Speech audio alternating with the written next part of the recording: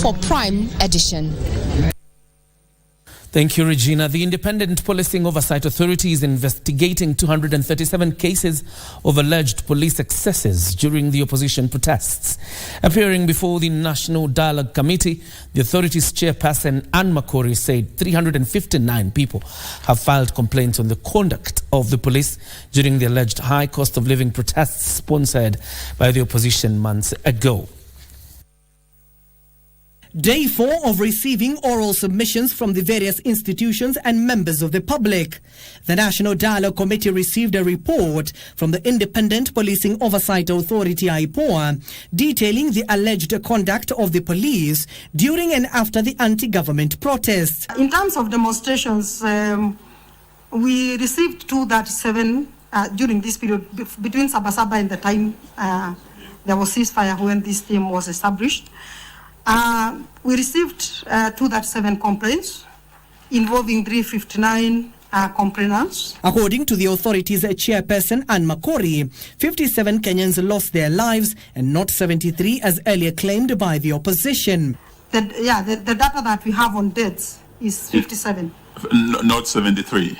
Not 73. They are all under investigation, but Kisumu we had 33, Nakuru 2, Nairobi 20, Kakamega 2. Injuries were a number of them.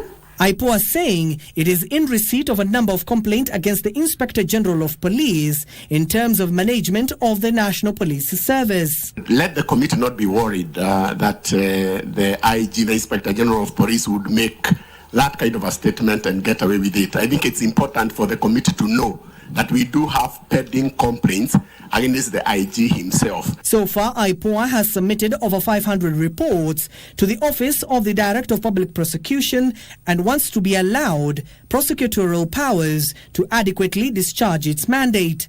This as a section of leaders drawn from Wajir South want their own county. That Wajir South has remained one constituency, despite it meriting to be divided.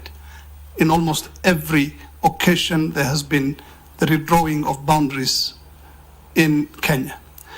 So we submit and we implore this great committee to kindly look into giving Wajir South that it deserves, a new county and at least 2 constituencies. Also, the Kanini Kega and Sabina Chege-led Jubilee Wing presented their memorandum mainly seeking to address the infighting that have been witnessed in the party for the last few months over its leadership.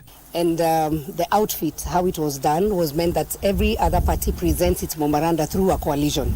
And so our unique position is that we are an independent political party. We don't have a coalition, and so we want to present as Jubilee Party. And the National Cohesion and Integration Commission, NCIC, wants IBC to conduct a boundaries delimitation through consultation to avoid conflicts currently witnessed in 33 counties.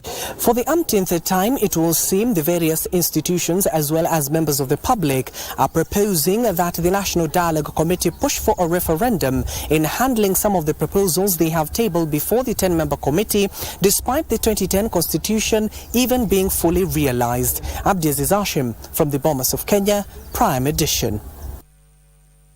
From Bomas, this story will form the basis of our interview.